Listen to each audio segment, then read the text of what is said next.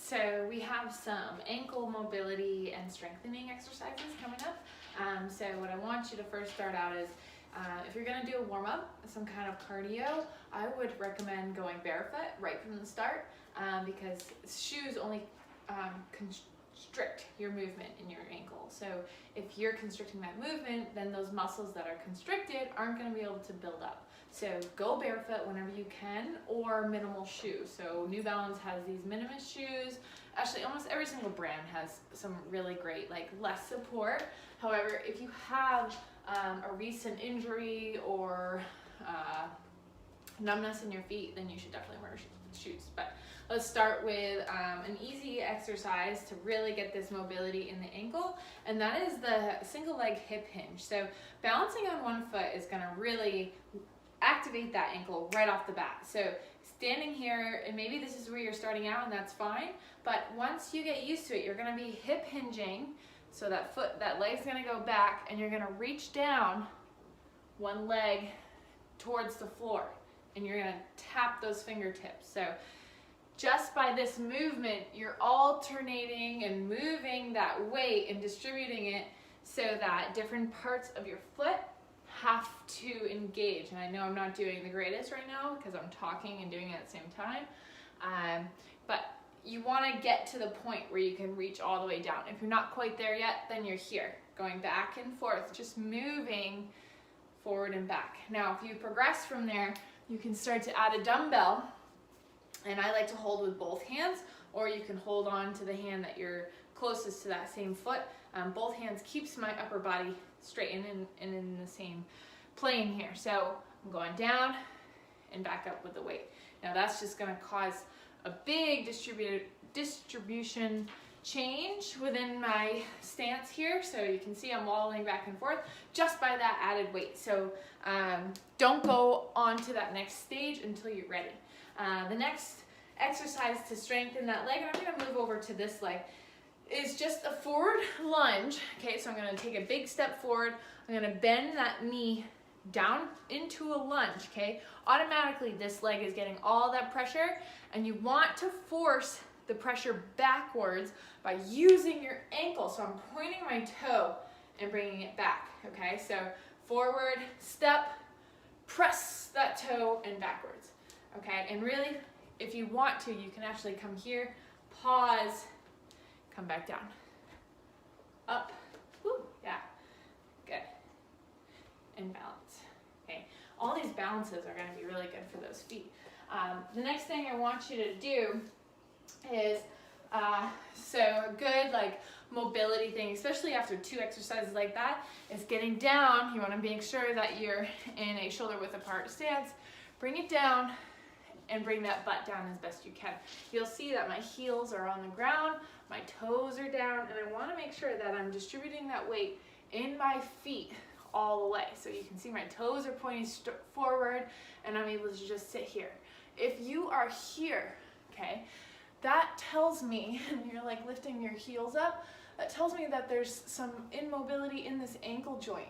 So really, if we can force ourselves to kind of rock back and forth the best we can, that's ultimately what we're looking for to get the mobility in the ankle. So keeping your toes forward, and then gradually trying to get lower and lower each time. If you're here, that's okay. We need to get that mobility in that joint. All right, and then next up, I want to do hopping. Hopping will do huge things for your ankle. So getting on that one foot again and just hopping up and down, okay, and really focusing on that balance, and also distributing the weight in your foot evenly. So I can feel the insides of my ankle kind of caving in when I jump up and down. So I'm gonna really focus on contracting those muscles to keep me from bending that ankle in. So up. The other thing that you also want to keep an eye on is these hips. Make sure they're straight, that you're not boinging one hip out while you go up, because that's just putting extra pressure on that hip. You have ankle issues? Well, now you have hip issues if you're not in the right spot. So bring that hip up, straighten out that leg, and hop, okay? Just like that. And you can go over to the other side, up, and use your arms to get that balance, get your core strong so everything's going out nice and straight. All right, and then once you progress from that, if you're like, okay, that was good, that was easy, then I would suggest going right into getting on one leg, and now let's practice going forward and back, okay? Forward and back. And if you're in a parking lot, or if you're on a soccer field, use the lines. Keep honest with yourself so you can go back and forth. I like to use my rug.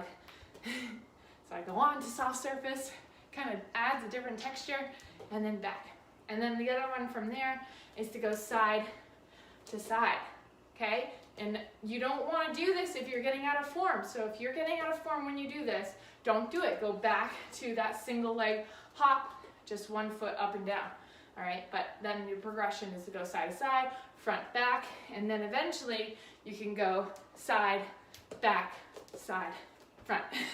And you'll see I just got out of form, okay? So obviously I need to get back to the basics and work on my ankles as well. And then the last thing that I want to say is you should really, really, really, for your entire body, massage the bottom of your feet. This is a lacrosse ball that I have on the bottom of my foot here, and it works wonders. So all I do is I start right at the toes, okay, and I go right down each and every single little toe, back and forth, and I do this all day long. I have a ball under my desk throughout the day to make sure that I can keep those nerves underneath my feet stimulated all the time. It's so important.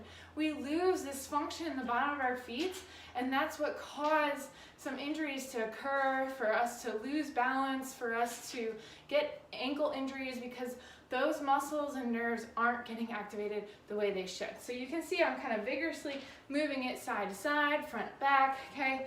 And then when I get on the other side, I'll show you, I'll hold in tight spots. So if I ever feel a spot that I'm like, oh, that hurts really bad, then I'll stop and just hold it there, maybe release a little bit of the pressure, and then apply more if it gets relieved, okay?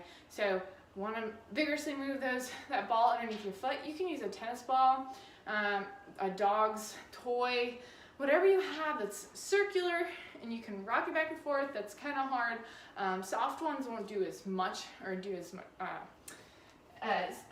it won't be as effective if it's soft. And then once you get your feet, this is also optional, get that calf muscle. You know that your ankle's attached right to this big bad boy down here, the gastrocnemius and the soleus. So these muscles can get so tight, and you want to put that pressure on it. Find the tight spots and then vigorously move it forward and back, up and down. Move it up here, okay? Get up into the leg. Get on the sides of your calf.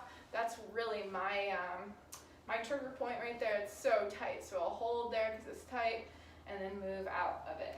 Okay, and spend about like 30 seconds to 60 seconds on each leg, and that'll get you to stronger ankles, stronger legs, and better performance.